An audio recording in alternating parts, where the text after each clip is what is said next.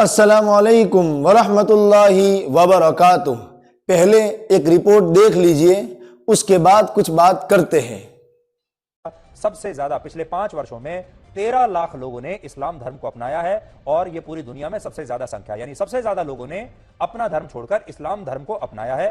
کل ہم نے آپ کو بتایا تھا، لیکن آج ہم نے آپ کے لیے کچھ اور آنکڑے نکالے ہیں، اور یہ آنکڑے آپ سب کو آج بہت دھیان سے دیکھنے چاہیے، کیونکہ انہی میں آپ کا بھوشیہ بھی چھپا ہوا ہے۔ ورش 2015 سے 2020 کے بیچ 5 سال میں پوری دنیا میں سب سے زیادہ کل 13 لاکھ لوگوں نے اپنا دھرم بدل کر اسلام دھرم کو اپنایا تھا۔ اگر کسی لڑکی کا یا مہیلا کا دھرم پریورتن کرانا ہے تو اس پر لو جہاد کا بزنس ماڈل لاگو کیا جاتا ہے۔ اگر نابالغ لڑکا ہے تو گیمنگ جہاد، اور اگر 25 سے 35 یا 40 سال کے لوگ ہیں جو میلز ہیں، اگر ان کا دھرم پریورتن کرانا ہے تو وہ کیسے کریں گے؟ کیونکہ وہ نہ تو آن لائن گیمز کھیلتے ہیں اور نہ ہی وہ لو جہاد کے چکر میں آئیں گے، تو ان کے لیے انہیں لالچ کا استعمال کیا جاتا ہے، نوکری، پیسہ، سویدھا۔ تو یہ کیسے کام کرتا ہے؟ دیکھیے، یہ کام کرتا ہے یا تو پیار کے جال میں پھنسا کر دھرم پریورتن کرایا جائے جو لڑکیوں پر چلتا ہے، یا پھر گیمنگ کے ذریعے نابالغ لڑکوں کو پھنسایا جائے، اور یا پھر لالچ کے ذریعے لالچ دے کر بہت سارے لوگوں کو کہا جاتا ہے انہیں نوکری ملے گی، پیسہ ملے گا، الگ الگ سویدھائیں ملے گی، اور تب ان کا دھرم پریورتن کرا دیا جاتا ہے۔ اور اس میں جو لوگ غریبی کے چنگل میں پھنسے ہوئے ہیں، جن کے پاس پیسہ نہیں ہے اور اپنا پورا پریوار انہیں پالنا ہے، وہ کئی بار اس چنگل میں پھنس جاتے ہیں۔ یہ تھے آج تک کے نیوز اینکر سوربھ چودھری۔ انہوں نے کیا کہا یہ آپ نے سن ہی لیا۔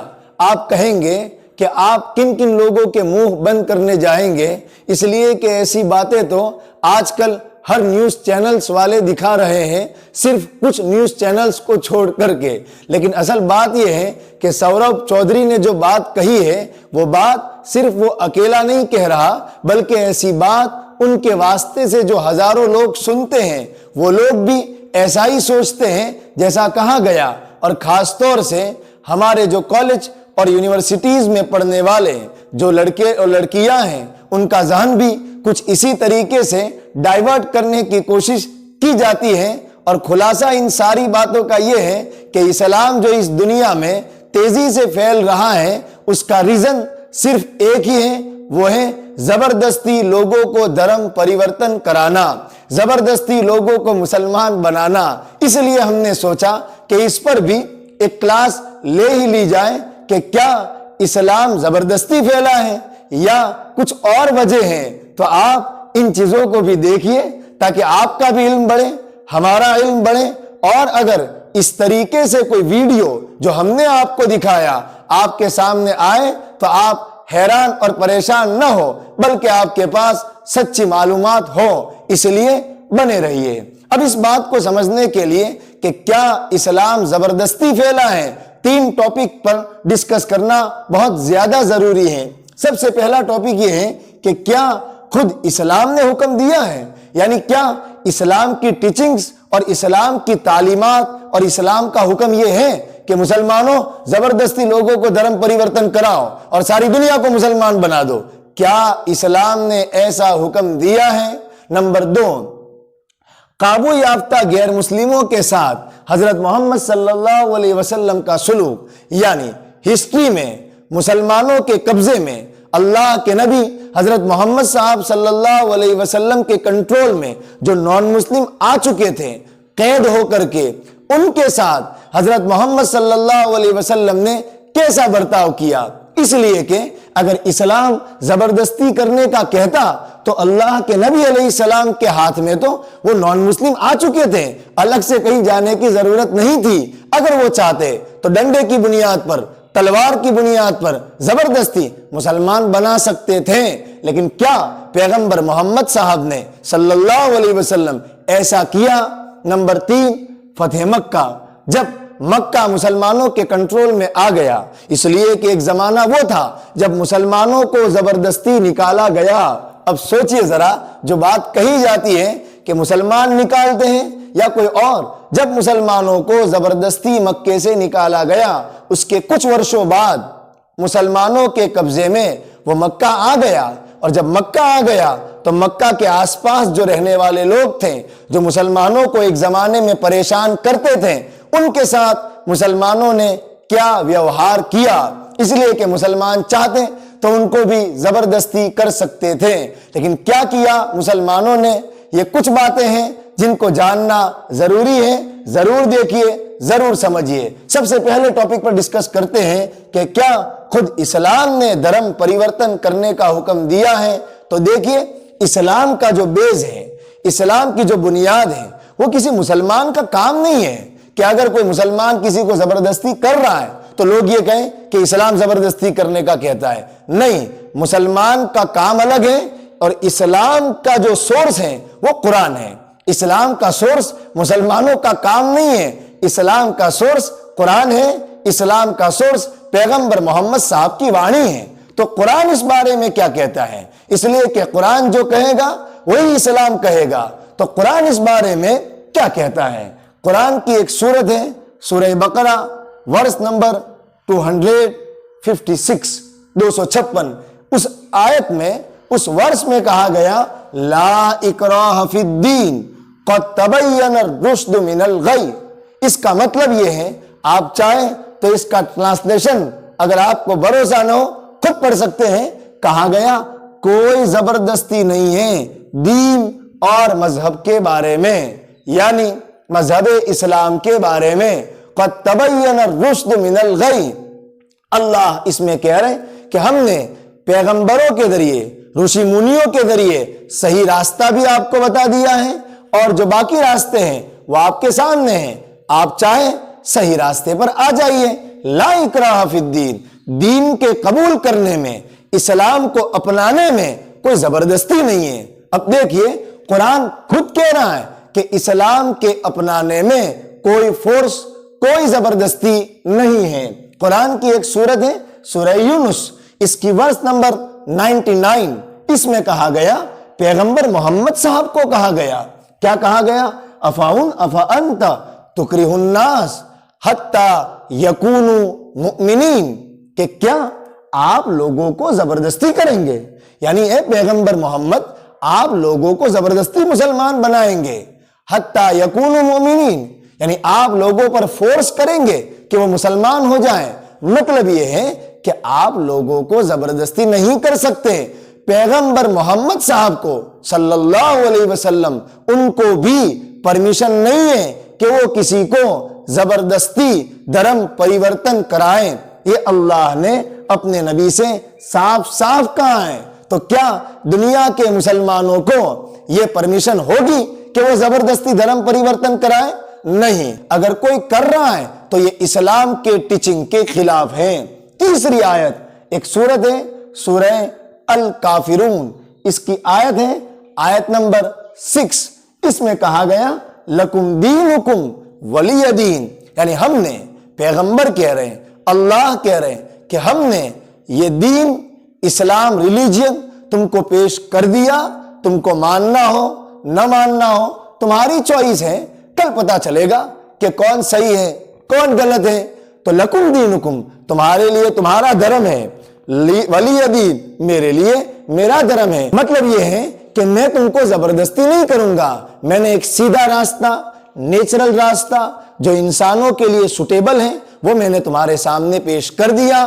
ماننا نہ ماننا یہ تمہارا کام ہے۔ لکم دینکم ولی دین، سچ اور صحیح راستہ تو ایک ہی ہے۔ آپ نے دیکھا کہ قرآن کی ٹیچنگز تو یہ ہیں کہ کسی کو بھی زبردستی مسلمان نہیں بنایا جائے گا۔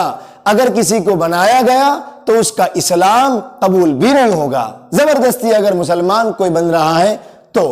دوسرا جو پوائنٹ ہے وہ یہ ہے کہ اللہ کے نبی حضرت محمد صاحب کو جو کنٹرول ہو گیا تھا غیر مسلموں پر، ان کے ساتھ پیغمبر محمد صاحب نے کیا ویوہار کیا۔ اس لیے کہ پیغمبر محمد صاحب اگر چاہتے تو وہ کر سکتے تھے کہ ان کو زبردستی مسلمان بنائے، کہیں جانے کی ضرورت نہیں تھی، یہ تو مسلمانوں کے کنٹرول میں تھے۔ لیکن جیسا کہ قرآن کی شکشا ہے کہ آپ کسی کو زبردستی نہیں کر سکتے، بالکل پیغمبر محمد صاحب نے بھی ایسا ہی کیا۔ اور اس کے لیے میں 2-3 ایگزامپل آپ کو دیتا ہوں۔ نمبر 1، بدر کے قیدیوں کے ساتھ سلوک۔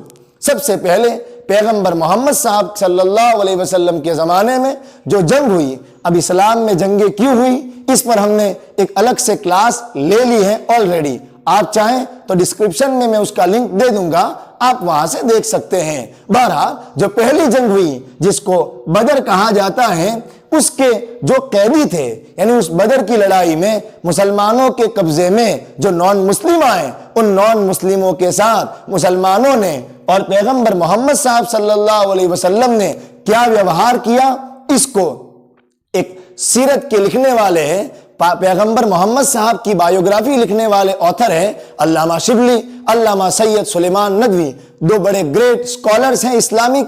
انہوں نے کیا لکھا ہے ذرا اس پر نظر ڈالیے کہ پیغمبر محمد صاحب نے کہا کہ آرام کے ساتھ رکھے جائیں, یعنی ان بدر کے جو قیدی تھے نان مسلم, ان کے بارے میں پیغمبر محمد صاحب نے اپنے کمپینینز کو, صحابہ کو یہ آرڈر دیا کہ آرام کے ساتھ رکھے جائیں. صحابہ نے ان کے ساتھ یہ برتاؤ کیا کہ ان کو کھانا کھلاتے تھے اور خود کھجور کھا کر رہتے تھے.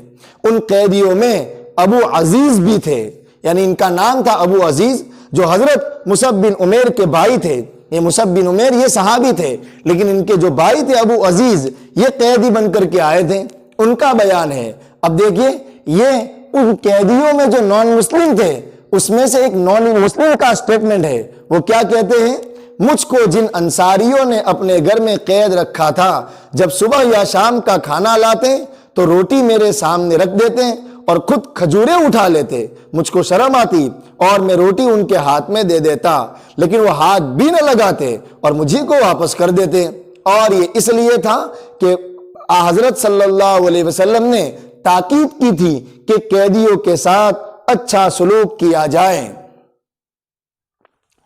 قیدیوں میں ایک شخص سہیل بن عمرو تھا, اس نے جو نہایت قیدیوں میں ایک شخص سہیل بن عمرو تھا جو نہایت فصیح اللسان تھا, اور عام مجمعوں میں حضرت صلی اللہ علیہ وسلم کے خلاف تقریریں کیا کرتا تھا, یعنی اسپیچز دیا کرتا تھا پروفیٹ محمد صاحب کے خلاف. حضرت عمر رضی اللہ تعالیٰ عنہ یہ صحابی ہیں, انہوں نے کہا یا رسول اللہ, اس کے دو نیچے کے دانت اکھڑوا دیے جائے کہ پھر اچھا نہ بول سکے. یعنی آپ اگر ہمیں آرڈر کریں تو ہم اس کے نیچے کے دو دانت ہیں اس کو ختم کر دیں تاکہ یہ صاف صاف بول ہی نہ سکے. لیکن اس کے جواب میں پیغمبر محمد صاحب نے کیا کہا, اگر اس کے عضو بگاڑوں گا, یعنی میں اگر اس کے ساتھ ایسا برتاؤ کروں گا تو چاہے میں نبی ہوں لیکن خدا اس کی جزا اور بدلے میں میرے باڈی پارٹس بھی بگاڑ دے گا. آپ نے دیکھا کہ جو نان مسلم قیدی بن کر کے آئے تھے, ہمارے صحابہ نے, اللہ کے نبی نے خود تکلیفیں برداشت کر کے ان کو آرام پہنچایا ہے, پھر کیوں نہ لوگ مسلمان ہوں ایسا دیکھ کر کے. بہرحال دوسرا جو ایگزامپل ہے وہ ہے میثاق مدینہ.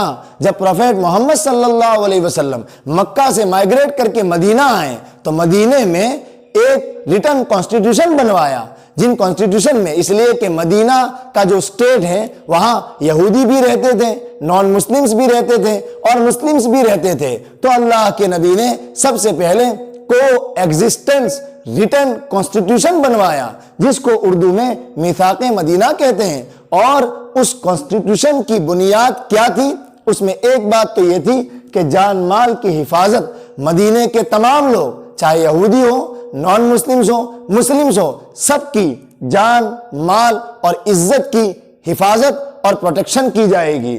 دوسرا مذہبی آزادی. دیکھیے یہاں اللہ کے نبی نے اس میں ایک آرٹیکل یہ بھی رکھا کہ ہر ایک کو اپنے اپنے مذہب پر عمل کرنے کی آزادی ہوگی. یہودی یہودیت پر عمل کریں گے, ہندو ہندوازم پر عمل کریں گے, مسلم اپنے اسلام پر عمل کریں گے. اور ایک آرٹیکل یہ بھی تھا کہ اگر کوئی مدینہ اسٹیٹ پر حملہ کرتا ہے تو مسلمان اور یہودی مل کر کے اس پر حملہ کریں گے. یہ اس سنویدھان کی ایک روح ہے جس سے اندازہ ہوتا ہے کہ مسلمان نے کبھی کسی پر دھرم پریورتن کرنے کے لیے زبردستی نہیں کیا. اگر ایسا کیا ہوتا تو یہ جو آرٹیکل ہے مذہبی آزادی یہ نہ ہوتا. تو خلاصہ یہ ہے کہ پیغمبر محمد صاحب کو جن نان مسلموں پر کنٹرول ہو چکا تھا ان کو بھی پیغمبر محمد صاحب نے, آپ کے صحابہ نے کبھی دھرم پریورتن کرنے پر مجبور نہیں کیا. تو جو مسلمان پیغمبر محمد صاحب کو مانتے ہیں, صحابہ کو مانتے ہیں, وہ کسی کو کیسے مجبور کر سکتے ہیں. تیسرا ہے فتح مکہ. جب مسلمانوں کو پھر سے مکہ پر کنٹرول ہو گیا تو وہاں بہت سارے نان مسلم تھے جو فکر میں تھے کہ ان مسلمانوں کو ہم پریشان کرتے تھے، اب ہمارا کیا ہوگا؟ لیکن پیغمبر محمد صاحب چاہتے تو مکہ پر ان کا کنٹرول ہو چکا تھا، لیکن اس وقت پیغمبر محمد صاحب نے کہ جو الفاظ تھے، شبد تھے، وہ کیا تھے؟ لا تثریب علیکم اليوم انتم الطلقاء، یعنی اے میرے نان مسلم بھائیوں، آج تم سے کوئی بدلہ نہیں لیا جائے گا، تم سب کے سب آزاد ہو۔ اب بتائیے، جب دشمنوں کے ساتھ پیغمبر محمد یہ برتاؤ کریں گے تو کیوں لوگ اسلام قبول نہیں کریں گے؟ ضرور قبول کریں گے۔ تو یہ تھا فتح مکہ۔ تو خلاصہ یہ ہے کہ ان سب باتوں سے آپ نے پتہ لگا ہی لیا ہوگا کہ یہ جو کہا جا رہا ہے کہ زبردستی لوگوں کو مسلمان بنایا جا رہا ہے، ایسا نہیں ہے۔ عطر کسی کی بھی جیب میں ہو، خوشبو ضرور آتی ہے۔ یہی حال ہے اسلام کا۔ اسلام کی جو ٹیچنگز ہیں، اسلام کی جو شکشائیں ہیں، وہ ایسی ہی ہیں جس میں انسانوں کا فائدہ ہے، انسانیت کی بھلائی ہے۔ اور جب انسانیت کی بھلائی ہے تو جو اچھا انسان ہوتا ہے وہ ان ٹیچنگز کو دیکھ کر کے ضرور اس کی طرف آ جاتا ہے۔ کیوں؟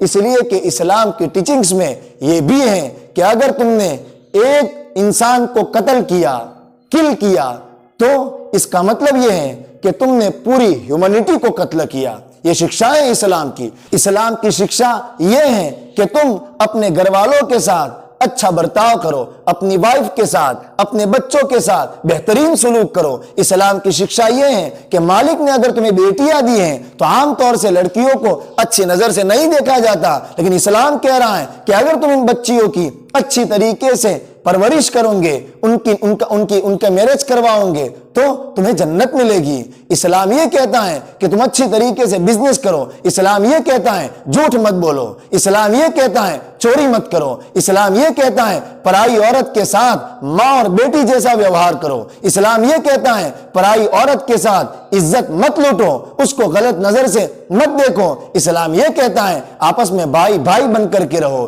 اسلام یہ کہتا ہے مالک کی عبادت کرو۔ جب اسلام کی ایسی شکشائیں ہیں تو ضرور دنیا کے انسانوں کی اسلام کی طرف آج نہیں تو کل ڈیفینیٹلی آئیں گے۔ یہ بات نہیں ہے کہ زبردستی مسلمان بنایا جا رہا ہے، یہ صرف افواہیں ہیں۔ اس کلاس کو ضرور لوگوں تک پہنچائیے تاکہ اویئرنیس لوگوں کے ذہن میں آئے۔ السلام علیکم ورحمۃ اللہ وبرکاتہ۔